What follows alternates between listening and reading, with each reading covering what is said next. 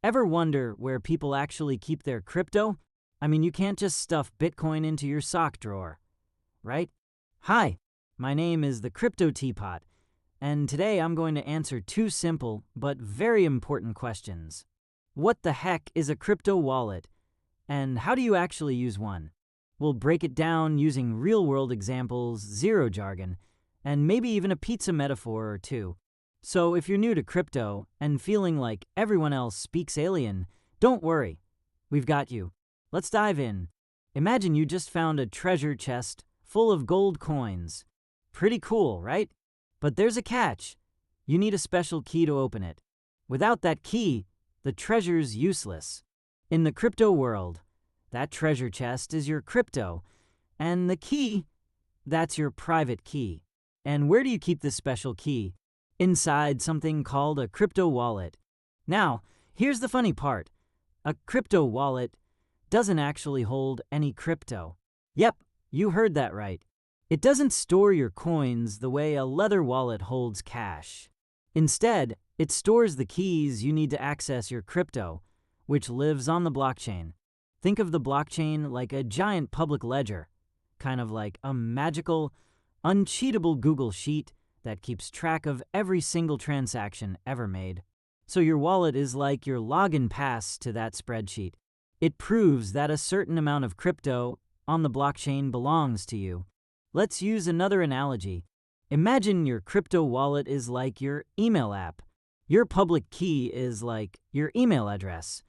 You can share it with anyone who wants to send you crypto. Your private key is like your email password. You never share it, because it gives full control over your inbox, aka your crypto.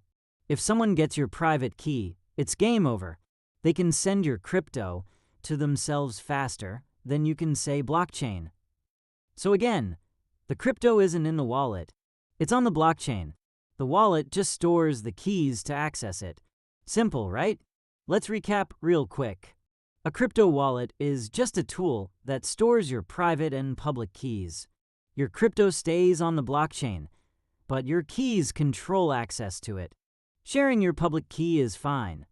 Sharing your private key is like giving away your house keys, your Netflix password, and your last slice of cake all at once. All right, so now you know a crypto wallet holds your keys, not your coins, and those keys let you access your crypto on the blockchain. But here's where things get interesting. There isn't just one kind of wallet. Nope. There are a few, and they come with very different vibes. Let's break them down nice and easy. 1. Hot wallets. The internet-connected kind. Hot wallets are like wallets that live online. Think of them as your everyday-use wallet, the one you keep in your pocket or purse. These are apps or browser extensions that stay connected to the internet. Examples: MetaMask, Trust Wallet, Coinbase Wallet, stuff like that. Since they're connected to the web, they're super convenient. You can send or receive crypto in seconds. It's like using Venmo or PayPal, but that convenience comes at a cost. Security. If someone hacks your device or tricks you with a phishing scam, they could steal your private key. And remember, private key equals full control. So while hot wallets are great for small, everyday use, you probably don't want to store your life savings in one. That's like walking around with your retirement fund in your back pocket. Not ideal. 2. Cold wallets. The offline vault. Now imagine putting your valuables in a safe, locking it, and burying it underground where hackers can't find it. That's a cold wallet. These aren't connected to the internet, which makes them way more secure. The most common cold wallets are hardware wallets, small USB-like devices like Ledger or Trezor. They store your private keys completely offline. You only plug them in when you want to send crypto.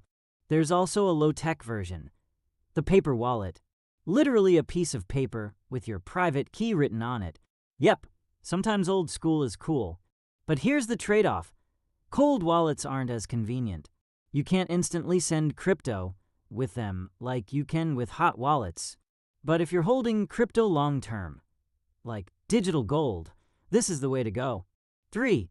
Custodial versus non-custodial wallets. Custodial wallets. Someone else holds your private keys for you. Like when you keep your crypto on an exchange, e.g. Binance, Coinbase. It's easy, but you're trusting them to keep it safe. Non-custodial wallets. You hold the keys. You're in full control, but that also means no one can help you if you lose them. It's like the difference between keeping your gold in a bank vault versus under your mattress. Hot wallets are online and convenient, but more vulnerable. Cold wallets are offline and super secure, but less handy for everyday use. Custodial wallets are managed by someone else, easy but trust-based. Non-custodial wallets are all you, risky but powerful. You've got options, and each has its place, depending on how much crypto you have and how often you use it. All right, you've got the theory down. You know what a wallet is, and you know the difference between hot and cold. Now let's get practical. Let's say you just downloaded a hot wallet app, like MetaMask or Trust Wallet. What now? Step 1. Creating your wallet. When you first set up your wallet, it'll generate something called a seed phrase, usually 12 or 24 random words like horse, curtain, taco, galaxy, moon, jelly. It may sound like your uncle's dream journal, but don't laugh. This is super important. That seed phrase can rebuild your wallet if you lose your phone or uninstall the app. Think of it like the ultimate backup key. Write it down on paper. Store it somewhere safe. Don't screenshot it. Don't email it to yourself. Don't tattoo it on your arm. Tempting, we know. If someone gets that seed phrase, they can access your wallet and steal everything. Step 2. Receiving crypto. Want someone to send you crypto? Easy.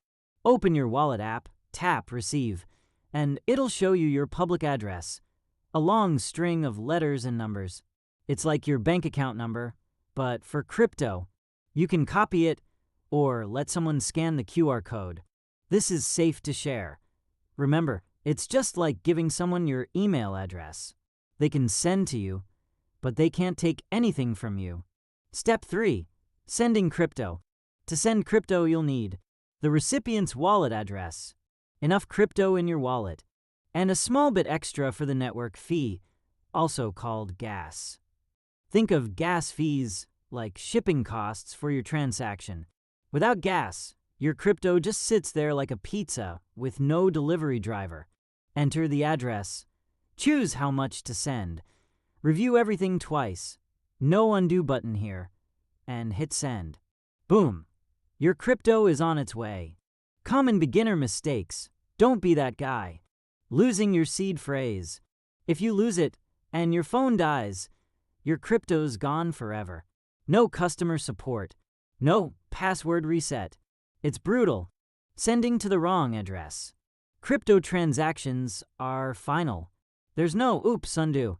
Triple check the address before sending. Mixing up blockchains. Sending ETH to a Bitcoin address? That's like trying to mail a letter to a phone number. Doesn't work. Using sketchy websites. Only connect your wallet to trusted sites. Scammers love fake NFT drops and shady airdrops. Let's recap real quick. Setting up a wallet means safely storing your seed phrase. Receiving crypto is as easy as sharing your public address. Sending crypto takes a little more care and gas fees. And the golden rule: never share your private key or seed phrase. Seriously. So now you know what a crypto wallet really is, the different types, and when to use each, and how to safely send and receive your digital coins. If this helped you feel more crypto confident, give us a like and hit that subscribe button. In the next video, we'll dive into why cryptocurrency prices fluctuate so much. Or if you have your own question, drop it in the comments. I'll pick the most liked one and break it down. Stay curious and stay safe with those keys.